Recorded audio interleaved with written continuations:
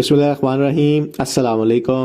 ये जी कुछ दिनों से कंपनी के जो फिजिकल बिजनेस हैं जो कि पाकिस्तान में लगाए गए, उनके ऊपर बात हो रही है कि क्या वो चल रहे हैं, नहीं चल रहे, प्रॉफिट जनरेट कर रहे हैं, क्योंकि जब ओनर सामने नहीं होता तो मुश्किल होता है कारोबार करना। लेकिन आज की वीडियो में हम देखेंगे कि कंपनी के जो इंटरनेशनल कारोबार था क्रिप्टो वाला, क्या वो चल रहा है और उसकी क्या कानूनी हैसियत है मलेशिया के अंदर।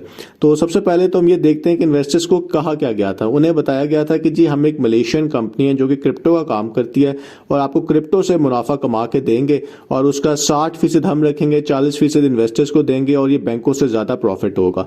उस टाइम के ऊपर नेटवर्क मार्केटिंग की बात नहीं की गई थी कि हम एक मल्टी लेवल मार्केटिंग कंपनी है, क्योंकि हर कोई ये काम कर भी नहीं सकता, बंदे घेरू करने वाला ये नेटवर्कर्स ही करते हैं। और ना उस टाइम पे पाकिस्तान में कोई फिजिकल बिजनेस का ज्यादा जिक्र था, वो भी बाद में ही लगाए गए थे। तो अगर आप B4U ग्लोबल मलेशिया लिखते हैं तो जो कंपनी आती है, जो एड्रेस आता है, तो वो तो परमानेंटली क्लोज्ड है, यानी कि ये कारोबार पक्का बंद कर दिया गया मलेशिया में।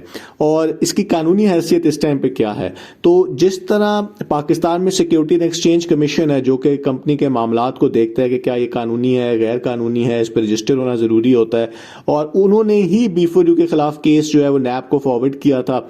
तो इसी तरह मलेशिया में भी एक सिक्योरिटीज कमीशन है जो कि यही काम करता है।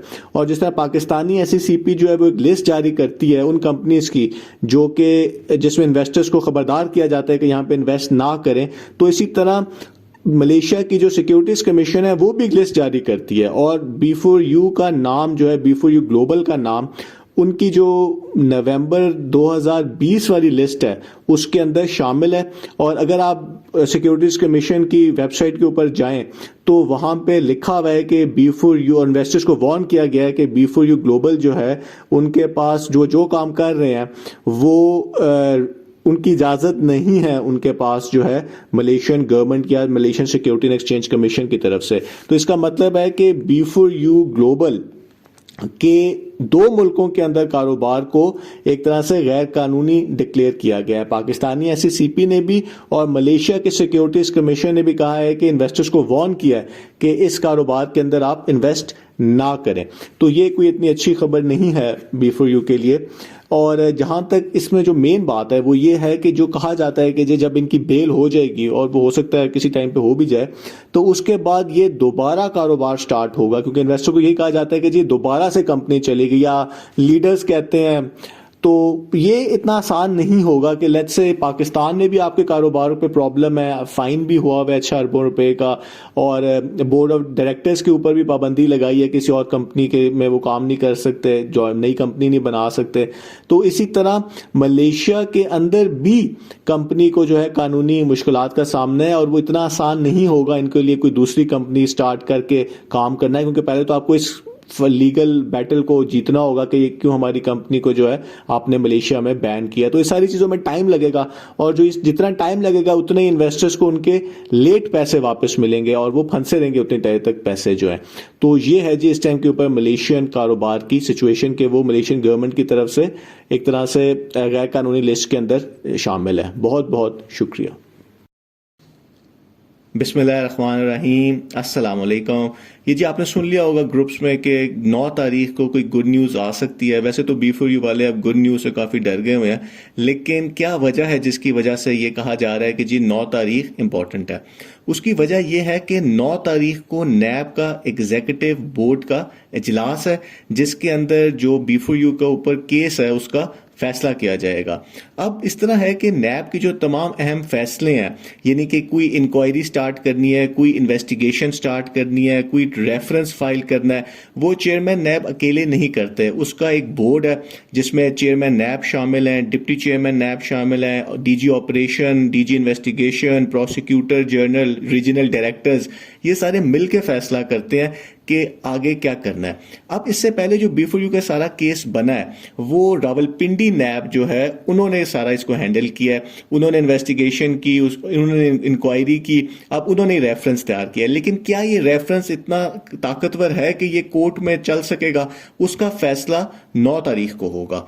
और 4 चीजें होती हैं इन्वेस्टिगेशन से हवाले से एग्जीक्यूटिव बोर्ड के अंदर। या तो इंक्वायरी को अप्रूव किया जाता है कि जी हम कि फलां शख्स के खिलाफ इंक्वायरी نیب سٹارٹ کر دیتا ہے. جب ان کو انکوائری کے زیادہ ثبوت ملتے ہیں تو وہ کیس کو دیکھ کے اس انکوائری کو انویسٹیگیشن میں بدل دیتا ہے, یا وہ کیس ایگزیکٹو بورڈ کے اندر ٹرانسفر کر دیا جاتا ہے. یعنی کہ اگر نیب کو لگتا ہے کہ یہ تو ہمارا ہے ہی نہیں, یعنی کہ اس کے اوپر اتنا ٹائم ویسٹ ہوگا, تو وہ کسی اور ڈپارٹمنٹ کو کیس بھیج دیتے ہیں. اور سب سے اہم چیز جو B4U کی ہو سکتی ہے, اس میں کلوز بھی کر دی جاتے ہیں, یعنی کہ کیسز ختم کر دیے جاتے ہیں. اگر نیب کو لگتا ہے کہ ہم اتنا فائٹ بھی کریں گے کیس اور آخر میں ہم جیت سکیں گے, تو وہ انکوائری ختم کر دیتے ہیں. تو اور ساتھ وہ بتا دیتے ہیں کہ جی due to lack of evidence, یعنی کہ ایویڈنس نہیں ملا, اس لیے ہم جو ہے اس انکوائری یا انویسٹیگیشن کو کلوز کر رہے ہیں. اور جو پچھلے سال کی ایگزیکٹو بورڈ ہوا تھا, اس کے آخر میں چیئرمین نیب کے جو اسپوکس مین ہے ترجمان, انہوں نے کہا تھا کہ جی جو یہ ساری انکوائری سٹارٹ کی جاتی ہیں وہ کسی ایلیگیشن پہ کی جاتی ہے, یعنی کوئی الزام لگتا ہے, اور ضروری نہیں ہے کہ سارے الزام جو ہیں وہ ٹھیک ہوں, تو یہ کیسز ڈراپ ہو سکتے ہیں. اب کیا چانس ہے کہ B4U کا کیس جو ہے وہ یا ٹرانسفر ہو سکتا ہے یا کلوز ہو سکتا ہے, وہ تو ہمیں 9 تاریخ کو ہی پتہ چلے گا. لیکن اگر ہم دیکھیں کہ جو نیب کہہ بھی رہی ہے کہ جی جو اگر ان کی بات آپ ٹھیک مان لی جائے, جو انہوں نے آخر میں کہا ہے کہ 120 کمپلینس ہیں, تو وہ کمپلینس تو کم ہیں, لیکن کیا پتا نیب کے پاس کوئی اور بہت زیادہ ثبوت ہو جو انہوں نے پراپرٹی سیز کی ہیں. یہ بھی ایک وجہ ہو سکتی ہے کہ نیب کہے کہ جی ٹھیک ہے ہمارے پاس کمپلینس کم ہیں لیکن ہمارے پاس اور ثبوت ہیں.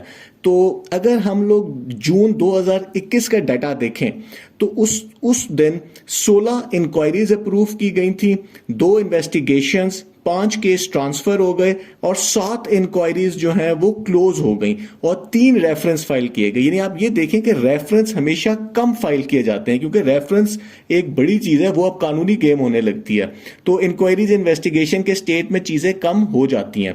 اور اسی طرح اگر لوگ اگست 2021 کا کیس دیکھیں تو اس میں 11 انکوائریز فائل کی گئی, اور صرف 1 ریفرنس اپروو کیا گیا, اور 3 کیس ٹرانسفر کر دیے گئے, اور 2 انویسٹیگیشن یا انکوائریز جو ہیں کلوز کر دی گئی.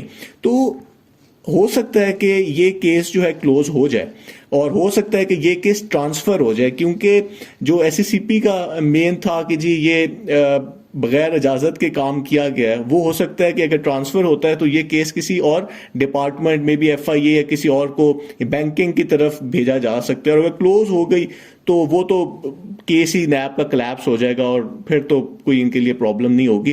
لیکن اب سارا کچھ دیکھنا یہ کہ نیب کی جو انویسٹیگیشن ہے اب تک کی وہ کتنی اسٹرانگ ہے, کیونکہ کچھ لگ رہا ہے کہ اب نیب اس طریقے سے اس کیس کو شاید پرسیو نہیں کر پا رہی کسی بھی وجہ سے جس سے وہ پہلے کرتے تھے. اور اس کی وجہ یہ ہے جس سے ہم کہہ رہے ہیں کہ وہ عدالت میں اتنا تیار ہو کے نہیں آتے, مطلب اتنی ان کی تیاری نہیں ہوتی جتنی پہلے ہوا کرتی تھی, جب نیب کا لا نہیں آیا تھا جس میں چیزیں کچھ چینج ہوئی تھی, آرڈیننس جو آیا تھا اس کے بعد سے.